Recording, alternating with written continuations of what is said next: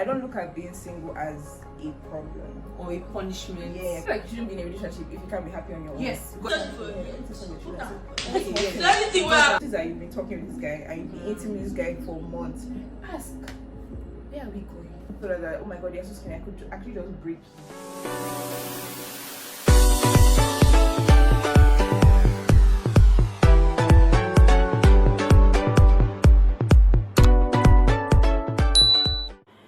Welcome back to my YouTube channel. It's your baby girl Ovokeroh. Yes, I'm back with another video.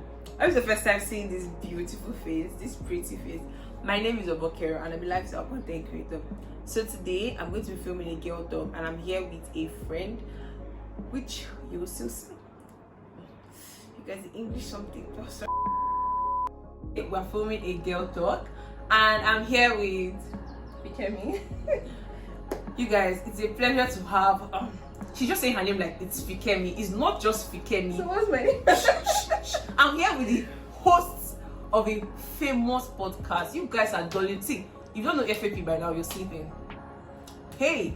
So Fikemi, how are you doing? I'm good. I'm not as stressed as usual. Guys, without further ado, let's get into the video. So we asked people to send us questions about what they would like to know related to girls, topics, and so on. So the first question for today is I'm tired of guys ghosting me. It's like they wait for me to make a little mistake and then they never talk to me again. That's happened to me 3 times this year and now I feel like there's something wrong with me. I'm sorry for laughing, but that was funny. So what should the person do? Yeah, you're tired of guys ghosting you. I feel like maybe you can take it as a blessing. Maybe he just doesn't get the standard we are on. 3 times. She feels like something. I feel like nothing's wrong with you, Sha. Wait, say. She said, I think I'm tired of guys ghosting me. It has happened to me 3 times this year. You know, just and she feels like something is now wrong with her because like it keeps like they just prefer to make it small mistakes. Guys are not worth it. What if it's God trying to just actually help you out of situations that I feel like and also means that the guy did not really like you in the beginning, because if he did, he would not go through because of something. Even if it's a major thing, like if he does really maybe he actually moved on mentally, has moved on. Just waiting for it to just sometimes you actually like be cool, like you're actually not doing anything, just for it to make small mistake. They have moved on, but they don't think they have moved on. I'm like, let's just cut that off. And if you pray a lot and you made a prayer like, I pray God removes toxic people, that isn't actually a prayer. So I don't feel like it's not you, it's them. Really. Yeah.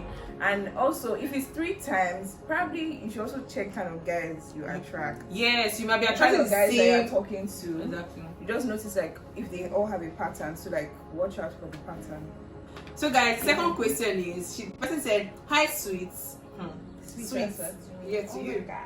So like, could you please talk about how you started your podcast and how you grew and the tools you used and the steps you took? Thank you. Tell that's the whole tutorial. As a masterclass, should I do a masterclass? If you want a masterclass, let me know. But the first question, how I started my podcast. Yeah. How? Is there really a how? What's the next one? Maybe I'll just mash it up together. Say how you grew, the tools you used. Okay, I'll just say like I have a whole podcast episode about that on my podcast. I think I started it 3 W's and H of podcasting, and then how I started my podcast. So at the beginning episodes, but I generally say how I started. I used Anchor, and that's what helped me start. And then I just like started recording. I wasn't too focused on making it perfect, because sometimes you'll be so focused on I want it to be so spotless, I want to sound like someone. Yeah. Or I want to be like someone. That's actually and there's nothing unique about a pattern, because once you listen to you for you get. And too for the growth, it's been a journey. That's what I'll say. It's been a whole journey, and you've been few downs. But I'm grateful for most of the ups, and I have very supportive people. I just keep going, try to be consistent, try to figure out your audience, try to know what they like listening to, try to like build a relationship with them. Let me know boy, that's fine. Or send me a DM. Yeah. I want to know. Okay, so next single and happy. You want to live my life.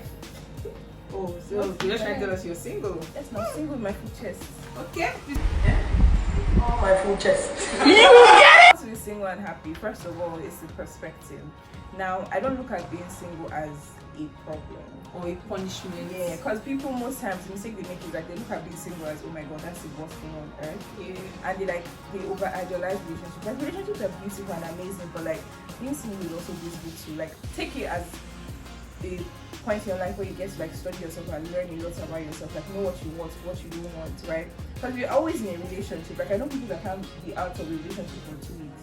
Like you broke up Monday, Sunday, or sis, like aren't you going to like relax, breathe? Because anytime you're like alone, don't you feel like it's so much Yes, you are peace, like free. or sometimes people are like your standards are too high, that's why you're single. So it's a lot being single and happy, like it's a lot. Wow, it's a lot to talk about as well, but I'll say for sure mentality, your mindset to it, right? If you want to be happy and be single, right, stop looking at it as a problem. Start looking at it as an opportunity. Okay, look at this question now, being single and happy. So imagine not finding happiness on your own. Like depending your happiness on somebody. Yeah, that's not nice. Like be happy, get to a point where, and I feel like you shouldn't be in a relationship if you can't be happy on your own. Yes, because imagine, and it will also cause you not being able to leave toxic relationship because of fear. Because there are a lot of people that are fear of being alone. And I don't get why, like girl, like, look at how I'm growing. Okay, if I like you, yeah, that's amazing. Have a great time together. But I don't carry it on my head. Like, no relationship for me.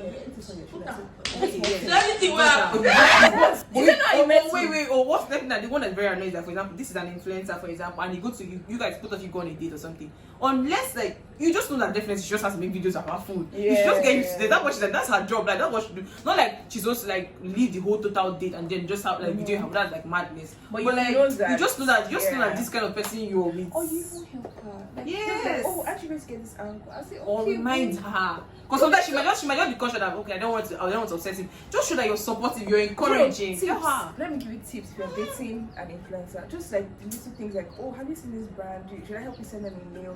Or should I remind you? Or you go to a restaurant, you're like, oh, are you sure you think this spot is nice? That's a love language. You see all this YouTube video ideas. Be like, oh babe, this is something you like. Yeah, there's something you should do to grow your simple. Okay.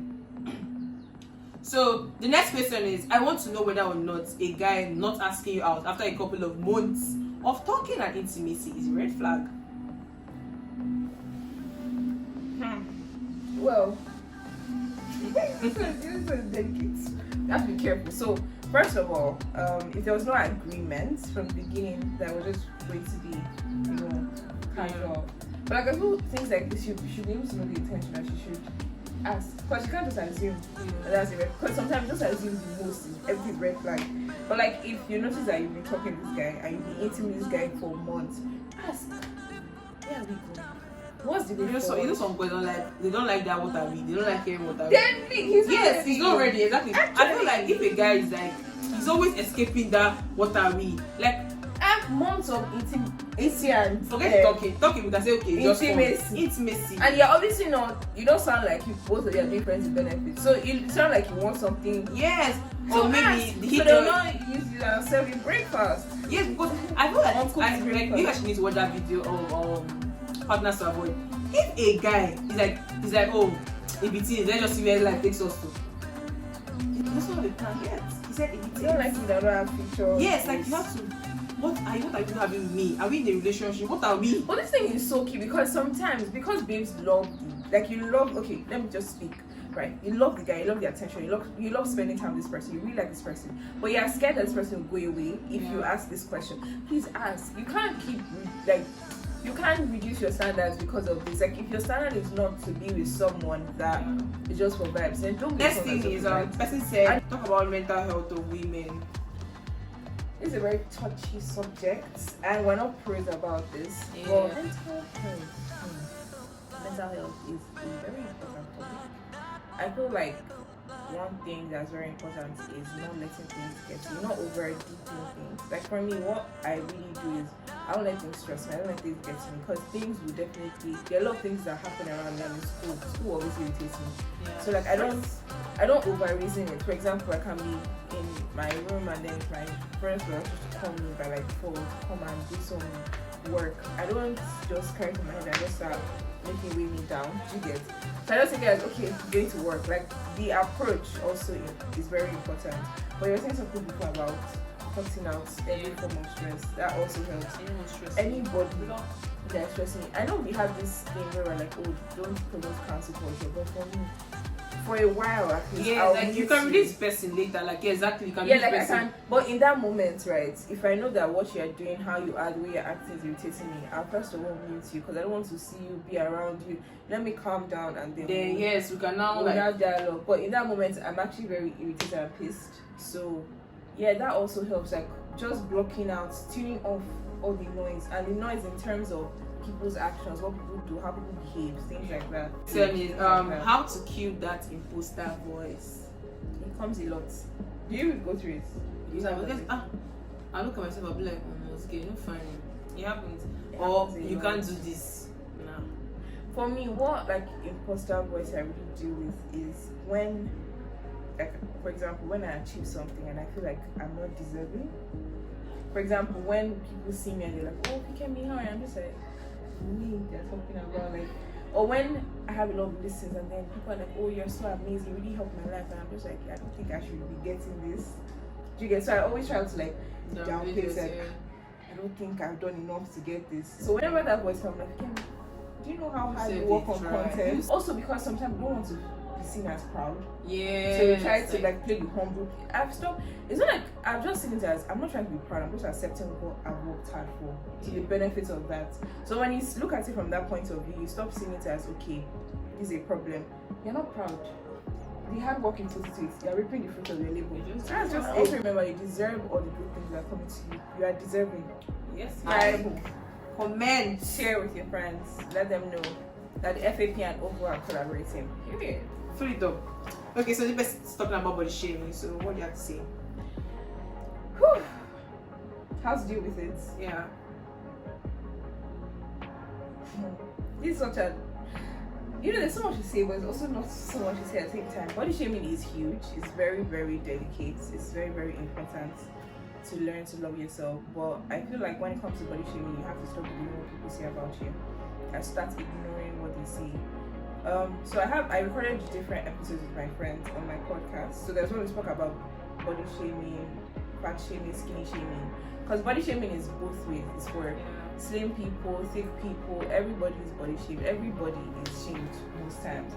There was this time, the friend I recorded with, she was really slim in secondary school and people used to insult her. There was one time, we were talking in the podcast and she was talking about how someone told her that, oh my god, you're so skinny, I could actually just break you. Imagine someone just saying you want to break like chicken bone. Like, it's funny. Like, where did that come from? But when you're big, right, the one I struggled with a lot was people, even yesterday somebody body shaming me. When you set your mind to the fact that you're doing this for yourself and not for validation from people, it helps. Like now, if I was at a place back then where I used to carry people's words on my head and take it as priority, I'd have been more hurt because, okay, I just said doing a lot of life change and you're not telling me I still have to lose belly weight. Do you get? I would have been so sad about it. Yeah. But the way I just remember when I started talking about it now. Like it didn't even come to my mind again because I had built myself to that point. And not everybody has that much confidence about it. You just have to pick yourself over whatever they're saying. Like it's not it happens, right? It's going to keep happening because people have refused to gain sense. But at the same time, you can school people. That's the ideal they have of women. That women are figured. Like women are curvy, but like they are real bodies. But African women were thick. That's why they give it to us. Food is good, sweet food. I know, right? Food is good though. But the only thing I was saying is if it starts becoming a health issue, right? Yeah, if somebody is body shaming you, and your doctor is not complaining about it, nobody's stressing you about it. Like it's not affecting your health. Don't stress about it. So accept your body, love your body, enjoy it, show your food. So guys, I got a question that is personal to me, so I didn't ask the guests, which I'm going to ask now. The person said, how do you guys balance your relationship with your academics as a law student, and do you think all the strict rules they give law students benefit them positively? The first thing the person is trying to say is, how do I balance relationship with academics? Serious question. Firstly, I feel like you need a partner that is encouraging and supportive. Like what brought you to school was your academics, yeah? So you need to plan your time. A partner that will push you to like, oh babe, have you done this? I thought you said you have this today. I thought you have it next tomorrow. I thought you said, do you get that kind of partner? So if you have that kind of partner, to be helpful so that you can be able to like balance your academics. So firstly, time management. Have a supportive partner / an encouraging partner / a partner that can remind you of things you need to do. Do you understand? So basically, you have to just do with your understanding with your partner, and to be honest, you'll be fine.